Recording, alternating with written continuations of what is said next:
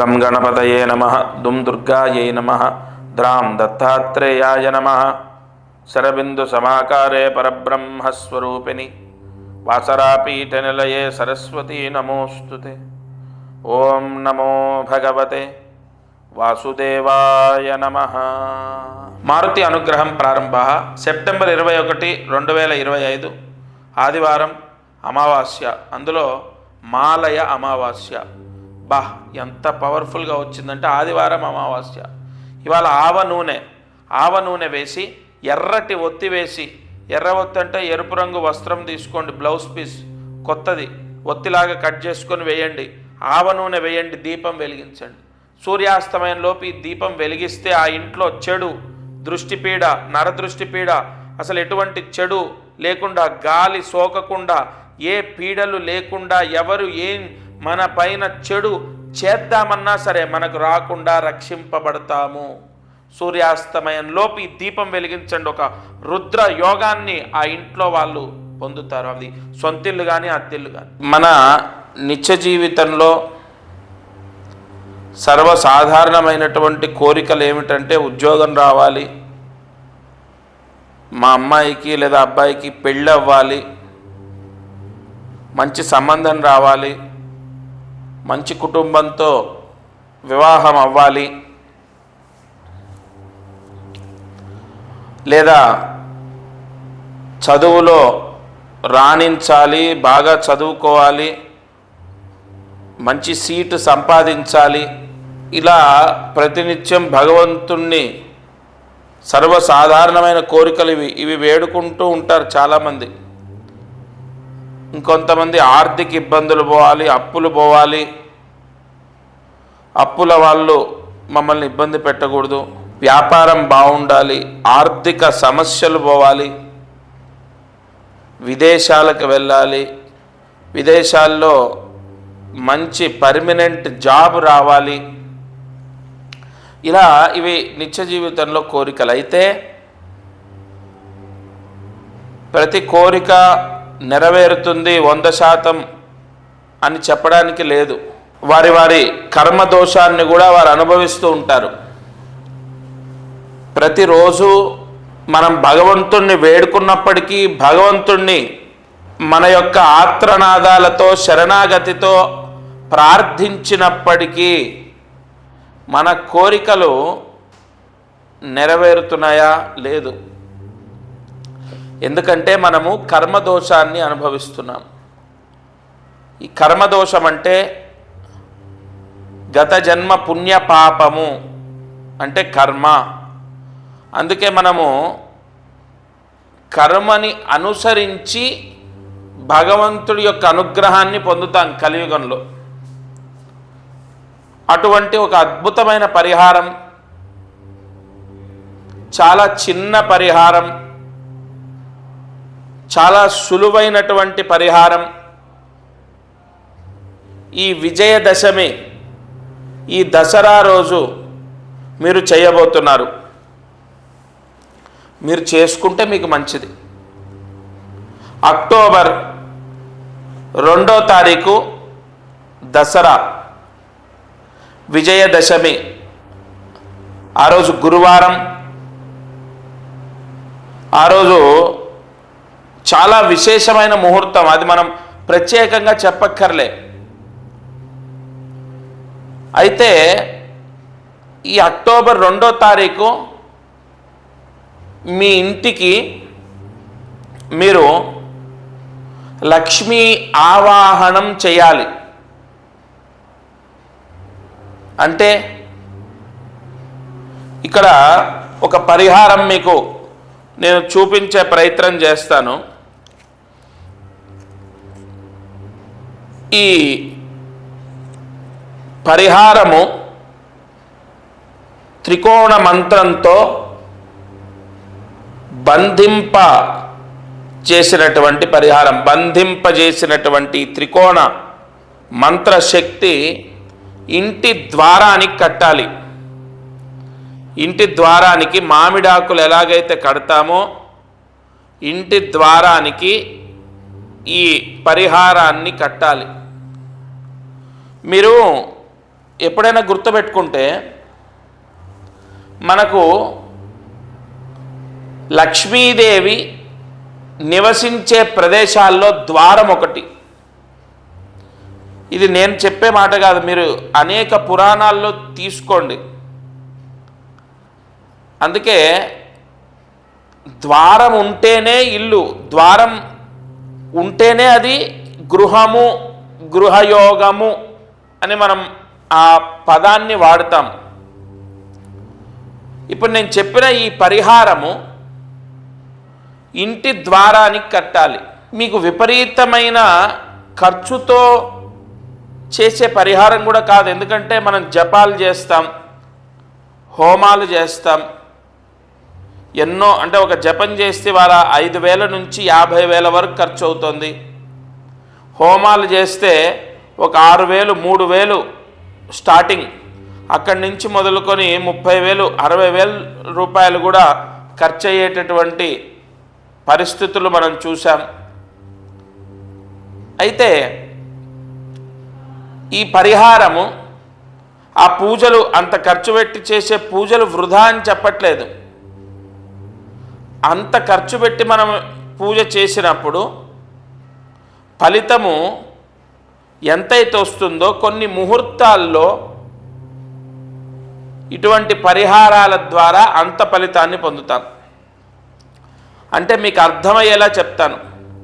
మీరు మామూలుగా నీరు తాగుతారు, అదే శంఖంలో పోసుకొని తాగితే తీర్థం అవుతుంది. కావున మనం జపాలు, హోమాలు ఇత్యాది క్రతువులు లేదా ఎన్నో జ్యోతిష్య అంటే జాతక సంబంధితంగా అబ్బాయి గురించి, అమ్మాయి గురించి, లేదా వ్యాపారం గురించి, లేదా చదువు గురించి, ఇంకోటి ఇలా ఎన్నో పరిహారాలు చేశాము. అయినా కూడా మరి ఏ దోషం ఉందో, మా ఇంటికి ఉందా, మాకుందో, మరి అది పితృదోషమా లేకపోతే ఇంకొక దోషం, ఇంకో దోషం, అది ఏ దోషం ఉందో ఎన్ని చేసినా మేము సంతోషంగా లేము, మాకు ఆర్థిక ఇబ్బందులు తొలగిపోవట్లేదు, మా అమ్మాయికి లేదా అబ్బాయికి పెళ్ళవ్వట్లేదు, ఇలా రకరకాలుగా వాళ్ళు బాధపడుతుంటారు. ప్రతిరోజు అనేక ఛానళ్ళల్లో అనేక గురువులు చెప్పినటువంటి మంత్రాన్ని చదువుకోవడము, దీపారాధన చేయటము, ఇలా ఎన్నో చేస్తూనే ఉంటాం మనం. ఆ స్తోత్రం చదవాలి, ఈ జపం చేయాలి, ఇలా ఎన్నో మనం చేసుకోవడము, దానం చేయటము, గోసేవ చేయటము, లేదంటే ఫలానా పురోహితులతో అనేక పూజలు చేయించుకోవడము, ఇలా ఎన్ని మీరు నేను దయచేసి మీకు చెప్పేది ఒకటే, మిమ్మల్ని కన్విన్స్ చేయడానికి చెప్పట్లేదు. మీ బాధ నేను ప్రత్యక్షంగా ప్రతిరోజు కళ్ళ చూస్తున్నాను కాబట్టి నేను మీకు అన్ని వివరంగా చెప్తున్నాను. ఎన్నో చేసి విసిగిపోయి ఇక అసలు మా పని అవుతుందా, మాకింతేనా, మా గతింతేనా, అసలు ఆ భగవంతుడు అన్నవాడు ఉన్నాడా, ఇంత బాధపడుతూ ఎన్ని వేడుకున్నా ఆయన మాకు వరాన్ని ఇవ్వడా, ఇలా చాలామంది ఎంతోమంది బాధపడుతున్నారు ప్రతిరోజు. నేను ఎవరిని ఇందులో విమర్శించను, వాళ్ళు చేసింది కరెక్ట్ కాదు, వీళ్ళు చేసింది కరెక్ట్ కాదు, నేను చేసింది మంచి, ఇవేవి నేను అనను. అసలు మనమే ఎన్నో కష్టాల్లో ఉన్నాం కదా, అవన్నీ మనకొద్దు. మాకు కావాల్సింది ఒకటే, మా కష్టం పోవాలి, మా అమ్మాయి పెళ్ళవ్వాలి, మా అబ్బాయికి ఒక సెటిల్మెంట్, లైఫ్లో సెటిల్మెంట్ రావాలి. ఇలా ఇప్పుడు నేను మీకు చెప్పొచ్చేది ఒకటే, మనము కొన్ని పరిహారాలు, చిన్న పరిహారాలు, చిన్నదంటే ఎంత, 680 రూపాయలు, కేవలం 680 రూపాయలు. పోస్ట్ ఛార్జీ ఏదైనా ఉంటే ఒక 100 రూపాయలు అంతే. కేవలం 680 రూపాయలు మాత్రమే మీరు ఖర్చు పెట్టుకునేది. నేను మళ్ళీ చెప్తున్నాను, 100% ఒక పరిహారము 680 రూపాయల్లో మనకు ఉపశమనాన్ని ఇస్తుంది అంటే ఇన్ని ప్రయత్నం చేశాం కదా, నేను చెప్పినవే కొన్ని వందలు చేసి ఉండొచ్చు, లేదా ఇతరులు చెప్పినవి చేసి ఉండొచ్చు. ఈ చిన్న పరిహారం ఒక చెప్పులు కొనుక్కుంటే ఖర్చు అయ్యేంత, లేదు ఒకరోజు నలుగురు ఒక తిండి తినడానికి వెళ్తే ఖర్చు అయ్యేంత, ఒక సినిమా టికెట్ మనకు ఏదైతే ఖర్చు అవుతుందో అంత ఖర్చు అంతే. భగవంతుడికి భగవత్ సేవకు మనం ఖర్చు పెడితే 100% అది 10 యోగాన్ని ఇస్తుంది తప్ప అక్కడ తప్పేం లేదు. కాబట్టి అయితే ఇక్కడ ఏంటంటే చాలామందికి నేను క్లారిటీ ఇచ్చేది, అద్దె ఇల్లు సొంత ఇల్లు ఏదైనా పర్వాలేదు, మీ ఇంటి ద్వారానికి కట్టాలి. అయితే ఇక్కడ ఇక్కడ అతి ముఖ్యమైనవి, ఒకటి పిల్లలు, రెండోది డబ్బు.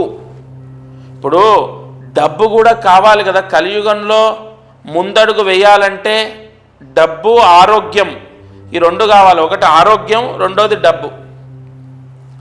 కాబట్టి ఈ డబ్బుకి సంబంధించి మీరు ఏదైతే బీర్వా ఉంటుందో ఆ బీర్వా ఉన్న రూమ్కి ఒకటి కట్టాలంటే ఆ ద్వారానికి ఒకటి కట్టాలి. ఉదాహరణకు మా ఇంట్లో బీర్వా మా నాన్నగారు ఉండేటటువంటి బెడ్రూమ్కి ఉంటుంది. ఎందుకంటే ఇంటికి పెద్ద ఆయన నైరుతిలో ఉండాలి, ఆ నైరుతిలోనే బీర్వా ఉండాలి, అక్కడ ఉంటుంది. ఆ ద్వారానికి ఒకటి. మెయిన్ ద్వారం నేను ఇప్పుడు చూపించాను కదా మీకు, ఇగోండి, ఇది మెయిన్ ద్వారానికి ఒకటి కట్టాలి.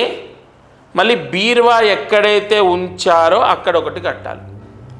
అంటే బీర్వా ఉన్న బెడ్రూమ్కి ఒకటి, అట్లాగే మెయిన్ ద్వారానికి ఒకటి. అది సొంతిల్లైనా అద్దిల్లైనా దసరా రోజు కట్టండి. ఇందులో మీకు అన్ని క్లారిటీ ఇస్తాను, మళ్ళీ డౌట్స్.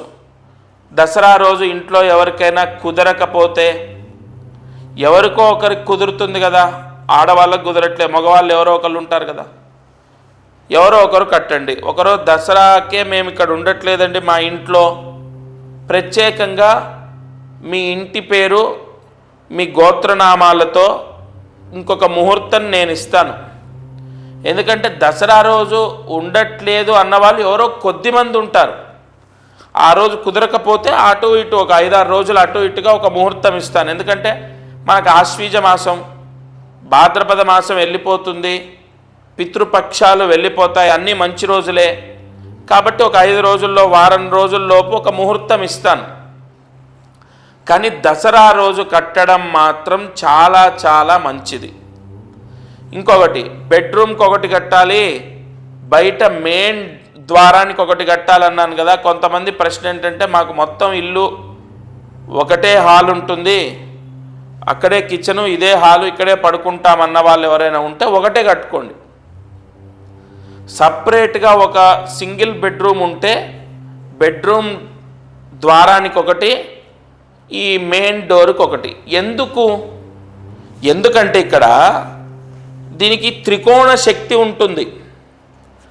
ఆరోగ్య సమస్యలు పోవడానికి, విశేష ధనయోగం, వ్యాపార యోగం, ఉద్యోగ యోగానికి, తర్వాత పిల్లలు, చదువు, వివాహాలు, వైవాహిక సమస్యలు, సంతాన దోషము, వీటికి ఇప్పుడు ఇందులో అన్నీ వచ్చాయి. ఆరోగ్య సమస్యలు, ఆర్థిక సమస్యలు, ఉద్యోగ సమస్యలు, వివాహ సమస్యలు, అలాగే విదేశీ యోగము, వైవాహిక సమస్య, పెళ్ళవ్వటము, పిల్లలు, సంతాన యోగం, ముఖ్యంగా విద్యార్థులు అంటే చెప్పిన మాట విని ఎదురు మాట్లాడకుండా బాగా చదువుకోవడానికి ఇది. ఇట్లాగా ఈ త్రికోణ బంధనము, లక్ష్మీ బంధనం చేసినటువంటిది మనం కడతాం. కాబట్టి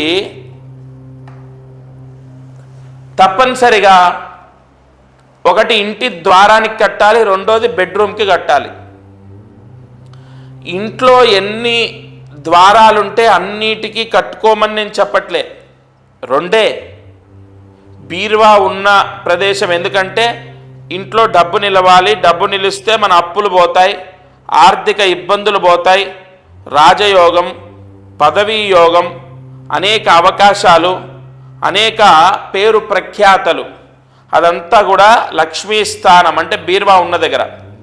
రెండోది అసలు మనం అంటూ బాగుండాలి, మీరు మీ పిల్లలు మీ కుటుంబానికి మొత్తం ఎటువంటి దిష్టి దోషాలు లేకుండా, ఏ పీడలు లేకుండా, ఏ సమస్యలు లేకుండా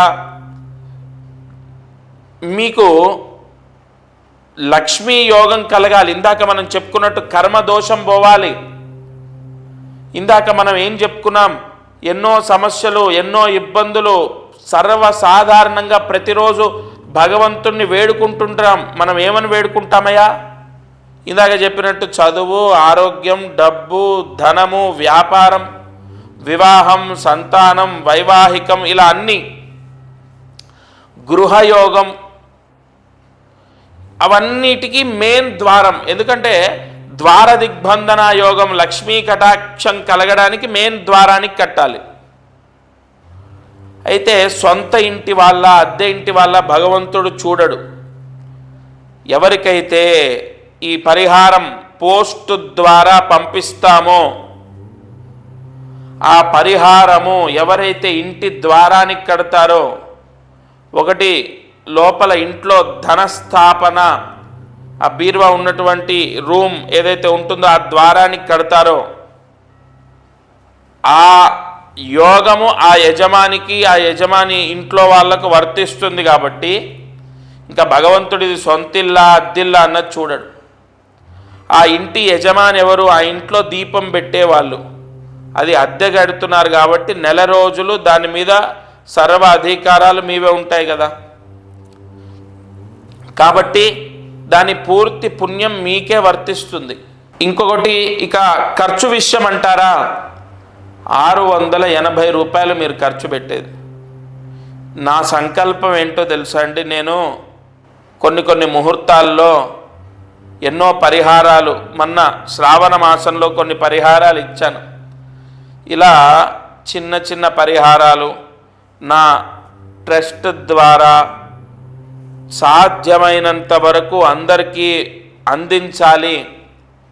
ప్రతిదానికి లక్షలాది రూపాయలు ఖర్చు పెట్టి మనం చేసేదే ఫలించడం అనేది కాదు.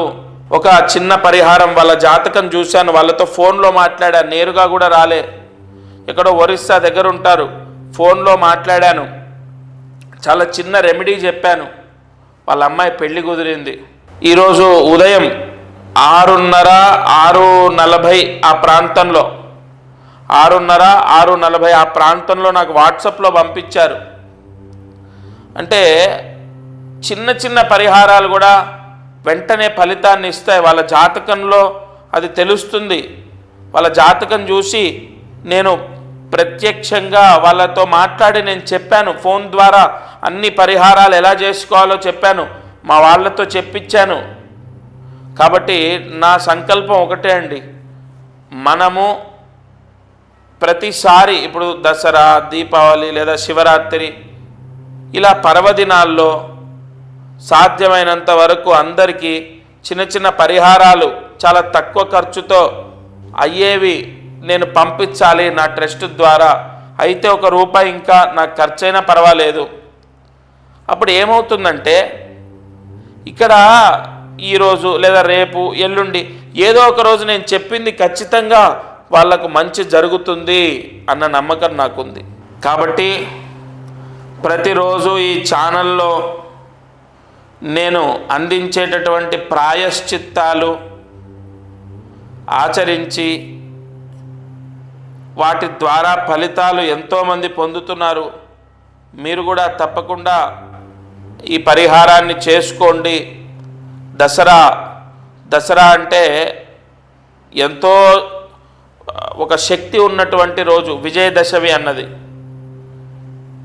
సంవత్సరం మొత్తంలో అమ్మవారి యొక్క అతి పవిత్రమైనటువంటి, అంటే అమ్మవారు ఎంతో పవిత్రమైనటువంటిది, ఆమెకు మనం పవిత్రంగా అర్పణం చేసేటటువంటి దీక్ష ఏదైనా ఉంటుంది అంటే దసరా నవరాత్రుల్లో. ఎంతోమంది చండీ హోమాలు చేస్తుంటారు, చండీ పారాయణ, లలితా పారాయణ, దీక్ష, ఉపవాసం, తలస్నానం, కలశం పెట్టుకోవడం, అనేక ఆరాధనలు చేస్తుంటారు. వాటితో పోల్చుకుంటే ఇది ఒక చాలా చాలా ఒక రేణువంత పరిహారం. ఎందుకంటే ఎంతో దీన స్థితిలో ఉన్న వాళ్ళు కూడా చేసుకునే విధంగా ఉండాలనే మా ట్రస్ట్ ద్వారా పురోహితుల్ని సంప్రదించి వాళ్ళని అర్థించి అయ్యా ఈ విధంగా చేయాలి, ఒకరోజు దీనికి పరిపూర్ణమైనటువంటి పూజ జరగాలి, వాళ్ళకి పోస్ట్ ద్వారా వెళ్ళాలి, అందరూ చేసుకునే విధంగా ఈ విధంగా చేద్దాము అని వాళ్ళందరితో సంప్రదించి మాట్లాడి మీ ముందుకొచ్చి వాళ్ళు చెప్తున్నాను. ఇవాళ మనం 4 రోజులు ఇంట్లో పళ్ళు పూలు తెచ్చుకుంటే అవుతాయి ఖర్చు.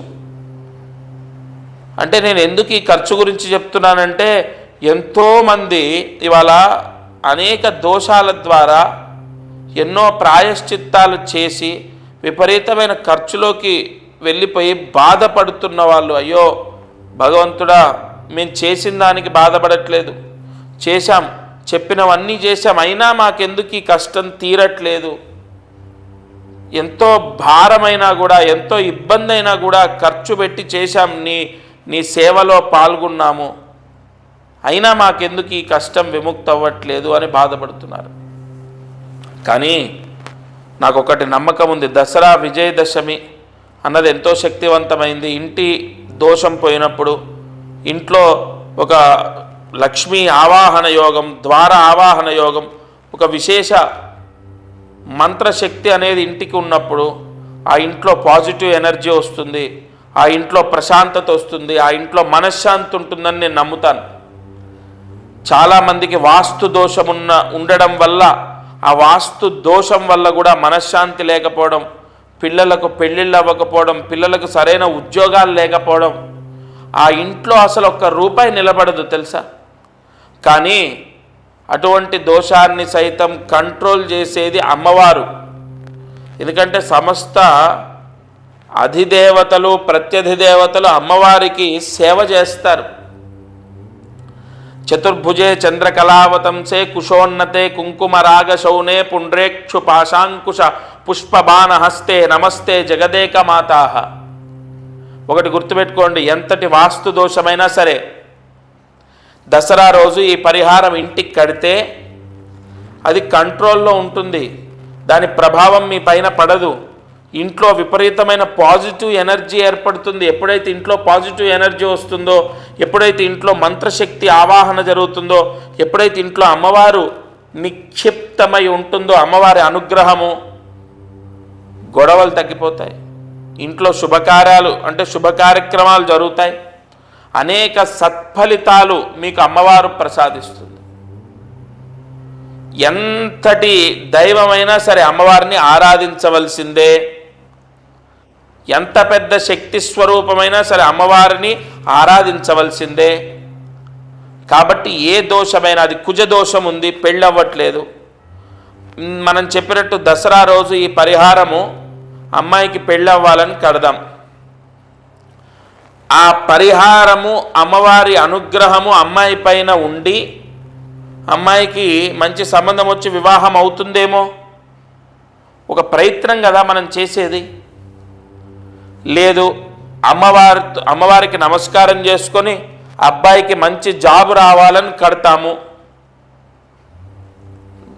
జాతకంలో ఉన్న దోషాన్ని సైతం తీసేసి, మనం లలితా సహస్రనామంలో ఏం చెప్తుంది, ఎంతటి దోషాన్నైనా ఎంతటి పీడనైనా అమ్మవారు తీసేస్తుంది. అమ్మవారి అనుగ్రహం ఉంటే అన్నీ జయిస్తాము. కాబట్టి తప్పనిసరిగా ఒక విపరీతమైన పాజిటివ్ ఎనర్జీ ఉండాలి ఇంట్లో, ఎప్పుడు ఆ ఇంట్లో ప్రశాంతత ఉండాలి, ఆ ఇంట్లో లక్ష్మీ తాండవం చేయాలి, డబ్బు నిలవాలి. వ్యాపారంలో మనం అనుకోని విధంగా ఒక్కొక్కరు ఎలా సంపాదిస్తున్నారు చూడండి మీ కళ్ళ ముందరే. అటువంటి యోగం మనకు కలగాలి. కలుగుతుందా అంటే ఎస్, అమ్మవారి అనుగ్రహం ఉంటే కలుగుతుంది. త్రికోణ శక్తి అన్నది అమ్మవారు మాత్రమే ప్రసాదిస్తుంది. కాబట్టి దసరా రోజు మీరు స్క్రీన్ పైన కనపడుతున్న నెంబర్ కాల్ చేయండి, మీ పోస్టల్ అడ్రస్ తీసుకుంటాను. ఏదో ఒక వస్తువు ఇచ్చినట్టు కాదు, ఎప్పుడైనా మారుతి సేవా సమితి ఒక సశాస్త్రీయంగా శాస్త్ర సంబంధితంగా అనేక ప్రాయశ్చిత్తాలు చేసిస్తుంది.